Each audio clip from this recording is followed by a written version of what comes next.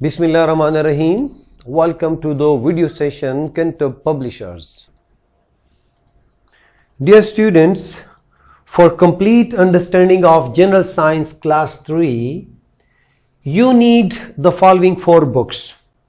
The first one is General Science CSS series Cantab Publishers, जो कि already आपके पास है.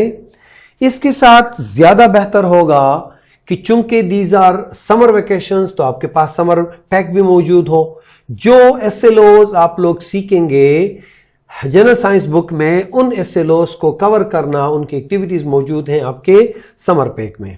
And in the same way आपके पास science book की वो बुक अगर आपके पास हो तो आप लोगों की जो लर्निंग है उसकी रीइंफोर्समेंट के लिए this is very supporting book. और उसके पास जो चौथी बुक है मेरे प्यारे बच्चों, that is resource pack. Resource pack हमारे ऑफिशियल वेबसाइट पे अवेलेबल हैं और कोई भी इधर योर पेरेंट्स, इधर योर टीचर, इधर योर सिबलिंग्स कैन डाउनलोड और आसानी से आप लोग इससे गाइडेंस ले सकते हैं. Dear students, today we are going to study about a very interesting topic.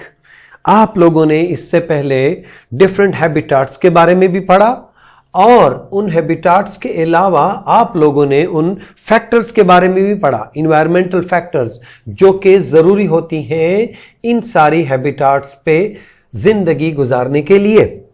आज हम पढ़ेंगे about the ways plants and animals adapt to their habitat. सवाल ये पैदा हुआ था कि इतनी शदीद सर्दी में कैसे जानवर और पौधे अपनी जिंदगी बरकरार रखते हैं और इसी तरीके से शदीद गर्मी में कैसे जिंदा रह लेते हैं. तो प्यारे बच्चों, इस सालाहियत को क्या कहते हैं? एडाप्टेशन. एडाप्टेशन इसको कहते हैं कि सख्त मौसम में उस मौसम के साथ अपनी बॉडी को कैसे मिलाया जाए, कौन कौन सी जरूरी चीजें होती हैं जिसकी वजह से वो प्लांट या वो एनिमल इस काबिल हो जाता है कि वो सख्त मौसम में भी सरवाइव करे और आगे जिंदगी को भी लेके चले. तो प्यारे बच्चों, यहां पे बुक की तरफ एक झलक देखते हैं. An adaptation is the ability of an organism to get adapted to its environment. It may be a particular feature or a special behavior that help organisms in their survival to tough conditions. If organisms do not get adapted to the environment, they will die. Look at the very beautiful example of camel. हमने पहले भी कहा था camel को सहराई जहाज भी कहते हैं. ये वो जानवर है जो सहरा में सबसे ज्यादा खुशी से जिंदगी गुजारता है. और उस हमने पढ़ा था डेजर्ट हैबिटाट के बारे में कि वहां क्या होता है, सख्त गर्मी होती है, तेज हवाएं चलती हैं, उससे रेत उड़ता है और पानी बहुत कम होता है. तो 2 चीजों का ख्याल रखें प्यारे बच्चों जो इनके लिए सख्त मुश्किल हालात हैं. वो ये है कि यहां पे क्या होता है, सख्त गर्मी होती है और दूसरी बात यहां पानी नहीं होता. तो इन दोनों के लिए ये कंडीशंस देखें, ये इसके आंखों का स्ट्रक्चर देखें प्यारे बच्चों कि इसके आईब्रोज जो आपको नजर आ रहे हैं, बड़े बड़े आईलैशेस, ये कितने बड़े बड़े हैं. ये जब बंद कर देता है तो क्या हो जाता है, ये आंखें ऐसे बंद हो जाती हैं कि अगर तेज हवा भी चलती है और उसके साथ बहुत ज्यादा सैंड भी उड़ता है तो वो क्या करता है, उसकी आंखों में नहीं जाता. और दूसरी चीज जो कि बहुत इंटरेस्टिंग है, एंड दैट इज नॉस्ट्रिल्स. लेकिन इसके लिए I want you one activity. आप ऐसे करो, ट्राई कर लो, अपनी नोजी को बंद करने की कोशिश कर लो. शाबाश. आप अपनी नोजी को बंद कर सकते हैं कि नहीं कर सकते हैं? नहीं हो सकती, कोशिश कर लो. शाबाश शाबाश. की दोनों नॉस्ट्रिल्स बंद नहीं हो सकती? हाँ, अब पता चला कि ये जो ऊंट है ये अपने दोनों नॉस्ट्रिल्स को टक करके बंद कर देता है. यानी जब इसकी आंखें भी बंद हो जाती हैं और इसकी नॉस्ट्रिल्स भी बंद हो जाती हैं तो अगर तेज हवा चलती है और उससे सैंड उड़ता है तो उसके वो सैंड जो होता है वो उसके नोजी में भी नहीं जाता, उसके आंखों में भी नहीं जाता. आते हैं उसके बाद इसके पांव की तरफ। कभी आपने देखा है, ये देखें इसको, कितने बड़े बड़े बूट पहने हैं अल्लाह रब्बुल इज्जत ने। एडवांस में इसको ऐसे बूट दिए हैं और इतने चौड़े हैं कि अगर ये रेत पे भी चलता है तो रेत के अंदर धंसता नहीं है। यानी रेत आपको पता है कि वो नरम होता है as compare to muddy area, तो वो आराम से उसके ऊपर पांव रख के चल सकता है। Camels feet are wide so it can walk on sand more easily. And now coming to the most important, एक ऐसी एबिलिटी जो शायद सिर्फ और सिर्फ ऊंट को अल्लाह ने दी है, और वो है कैमल हम्प। कैमल हम्प क्या है? ये वो स्टोर है कि इसके अंदर ये खुराक स्टोर करता है और महीनों तक, अगर कैमल को महीनों तक भी खाने पीने को कुछ ना मिले तो ये इसको दोबारा मेल्ट होता है और इसकी बॉडी में आता है और इस पे ये जिंदा रहता है। तो प्यारे बच्चों, you see how many adaptations are there? Number 1, number 2, number 3 and number 4। My dear students, I am very much sure that now you remember with your fingertips that how camels adopt to its critical environment. Now we are moving towards fish. Wow, a beautiful animal. अल्लाह रब्बुल इज्जत ने पैदा किया है हमारे लिए।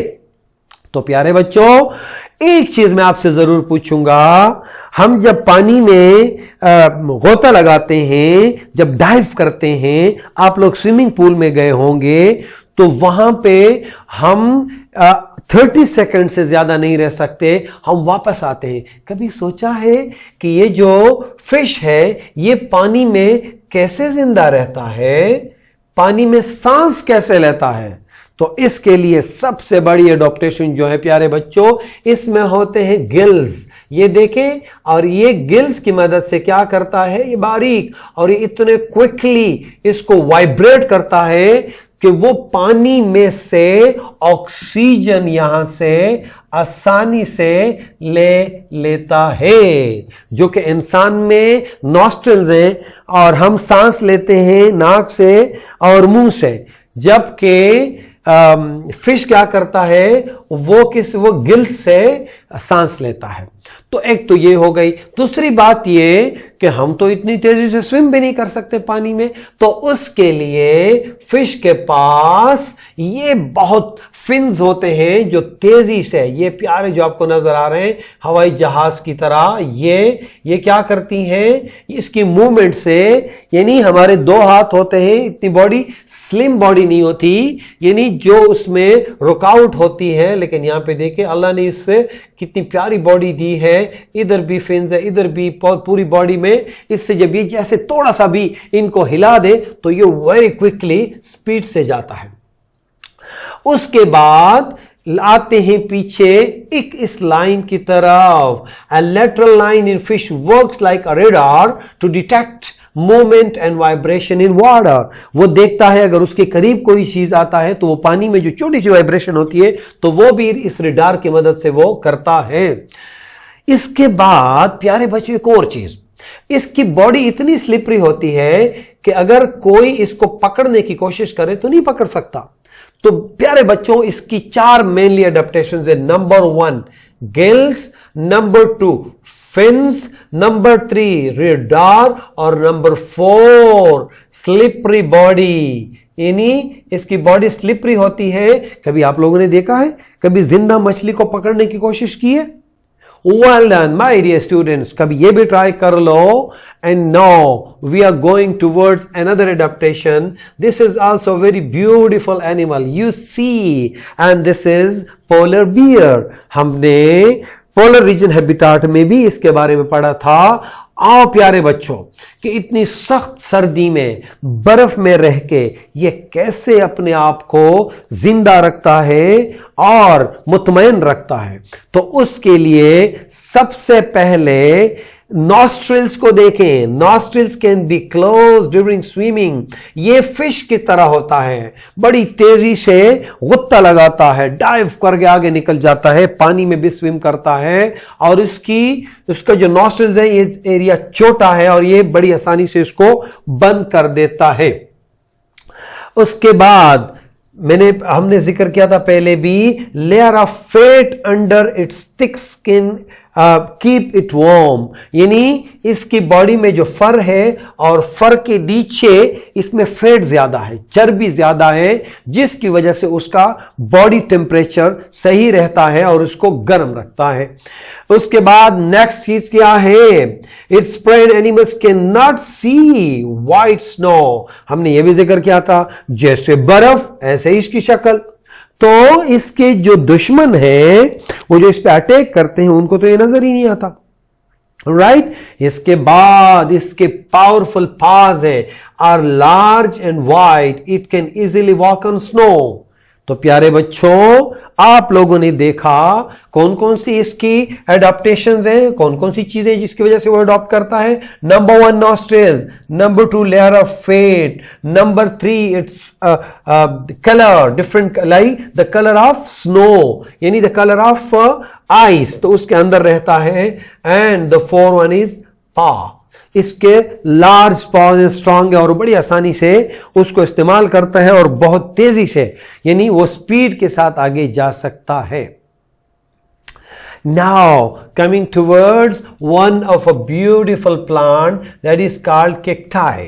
Cacti क्या है, ये फॉरेस्ट हैबिटेट में पाया जाता है और जहां सख्त गर्मी होती है, जहां पानी कम मिलता है, तो इसके लिए कम पानी के लिए इसकी क्या एडाप्टेशन है प्यारे बच्चों। ये देखो, इतने लंबे लंबे रूट्स है, अगर दूर दूर से भी पानी कहीं पे मिले तो ये चस करके पी लेता है, यानी अल्लाह ने इसके अंदर ये सलाहियत रखी है।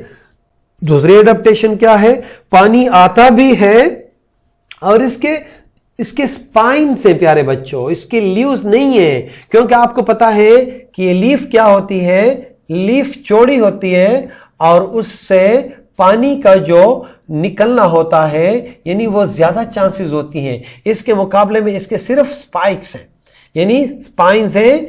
इससे क्या, इससे तो कोई पानी नहीं निकल सकता, ये सरफेस एरिया ज्यादा होता है, तो ये जो लीव्स होती हैं, तो इनके लीव्स के बजाय क्या है, spines instead of leaves, minimize loss of water, right, okay. और उसके बाद इसकी बॉडी, ये बॉडी का ट्रांस सेक्शनल एरिया है, क्रॉस सेक्शनल एरिया है प्यारे बच्चों, ये स्पॉन्जी होता है। और आपको पता है कि स्पॉन्ज अगर हमारे पास हो तो हम बहुत सारा पानी सेव कर सकते हैं। स्पॉन्ज को पानी में अगर आप डिप करें और निकालें तो उससे क्या हो जाएगा प्यारे बच्चों, उसके अंदर बहुत सारा पानी सेफ स्टोर हो जाता है। और यहां पे बड़ा इंटरेस्टिंग इंफॉर्मेशन दी गई है प्यारे बच्चों, cacti can survive from 15 to 300 years depending upon climatic conditions. Wow, यानी 15 साल से लेकर 300 साल तक ये पौधा जिंदा रह सकता है, just because of its adaptation की वजह से। Now going to a very innocent plant and flowering plant, lotus, जो कि खूबसूरत होता है, बड़ा मशहूर है, आप लोगों ने पॉन्ड्स में देखा होगा। ये क्या है, पानी में रह के फोटोसिंथेसिस भी करता है, पानी में रह के पॉलिनेशन भी करता है, यानी इसके चौड़े चौड़े पत्ते क्या करते हैं, ये पानी के सरफेस पे रहती हैं, जिसकी वजह से सनलाइट इसके ऊपर पड़ती है। और आपको पता है कि सनलाइट से क्या होता है, सनलाइट आता है और उससे पानी फोटोसिंथेसिस। प्यारे बच्चों, इस टर्म को आप लोग डिटेल से बाद में पढ़ोगे, अभी सिर्फ इतना जान जाओ कि ये एक ऐसा प्रोसेस है कि जिसकी मदद से सनलाइट की मौजूदगी में पौधे क्या बनाते हैं, फूड बनाते हैं, खुराक। तो यह भी यहां पे हो रहा है। उसके बाद इसके कलरफुल फ्लावर्स है, खूबसूरत खूबसूरत फ्लावर्स हैं और इस खूबसूरत फ्लावर्स के पीछे इंसेक्ट्स आते हैं और इंसेक्ट्स यहाँ पे एक और प्रोसेस है प्यारे बच्चों, पॉलिनेशन है। इनके जो पोलन ग्रेन्स है इसके ऊपर बैठ के पोलन ग्रेन्स किसी दूसरे फ्लावर पे ले जाते हैं और इससे क्या होता है, पॉलिनेशन रहती है, जो कि आप लोग अगली क्लासेस में डिटेल से पढ़ेंगे इंशाअल्लाह। तो प्यारे बच्चों एक और छोटी सी एक्टिविटी यहां पे है, अगर आपको मौका मिले कहीं पे तो इसको कर लें। और ये एक्टिविटी है study leaves of aloe vera. Aloe vera देख लें प्यारे बच्चों, एक पत्ता ले लें, एलोवेरा लीफ ले लें एक ऐसे लंबा सा, और इसको क्या करें, और इसको क्रॉस सेक्शनली कट कर दें। Remove spines from its side, cut it's half vertically, यानी स्पाइन्स हटा दें पहले और इसको दरमियान से काट दें। जब दरमियान से काट देंगे, use magnifying glass to observe the store food in that. अगर आप इसको ओपन कर लें ऐसे तो क्या हो जाएगा, इसके अंदर आपको खुराक नजर आ जाएगी मैग्नीफाइंग ग्लास के साथ। मैग्नीफाइंग ग्लास क्या चीज होती है प्यारे बच्चों, यानी let me show it to you. This is going to be a magnifying glass. You see, देख बड़ा हो गया, यानी इसको क्या बोलते हैं, इसको फर्ज करो अगर मैं सिर्फ इस चीज को मैग्नीफाई करना चाहता हूं, ये क्रॉस सेक्शन जो है, लुक माय डियर स्टूडेंट्स, तो हमने क्या किया प्यारे बच्चों, इसको जब आप इसको पकड़ोगे और यानी यहां पे जो एलोवेरा का लीफ आपने क्रॉस सेक्शनली हाफ किया हुआ है, इसको करोगे लुक एट दिस, तो वो क्या हो जाएगा, वो बड़ा हो जाएगा। So my dear students, we are going towards another adaptation and that is also a beautiful one, and this one is pine tree. Pine is also a beautiful tree. आप लोगों ने क्रिसमस ट्री के तौर पे भी इसको देखा होगा, जो बहुत खूबसूरत है, और इसकी भी एडॉप्टेशन है। आप लोगों ने पहाड़ों पे जहां पे सख्त सर्दी होती है, बर्फ पड़ती है, वहां पे ये आपने देखा होगा, इसका यानी इसका जो तिकुनी शक्ल है, जो आप लोग इसकी शेप को देखते हो, यह शेप बड़ा बेहतरीन इसका है, जिसकी वजह से अगर इसके ऊपर बर्फ पड़ती है तो बर्फ जमती नहीं है, वो नीचे गिर जाती है, और ये हमेशा ग्रीन ग्रीन रहता है। And this is a very beautiful tree. इसके बाद एडप्टेशन में जो सबसे बड़ी चीज है प्यारे बच्चों, इसके जो ब्रांचेस है, यहां पे नीडल लाइक लीव्स, यानी इसके जो पत्ते हैं बिल्कुल नीडल्स की तरह हैं, यानी मिनिमम लॉस ऑफ वाटर, यानी इनका भी पानी का जो लॉस है, निकल जाना है, उनको मिनिमाइज किया हुआ है। और उसके बाद एक इंटरेस्टिंग एक्टिविटी है, pines are the best known as Christmas tree and their cones are used for decorative purposes. So my dear students, pine also adapting to its environment. So my dear students, आप लोगों ने 5 living things के बारे में पढ़ा जो कि adopt करते हैं, अपने सिवियर कंडीशंस को भी कोप करते हैं और जिंदा रहते हैं। तो मुझे यकीन है my dear students that you have understood it and you will perform these activities what I have mentioned in the lecture. So well done my students, अल्लाह हाफिज।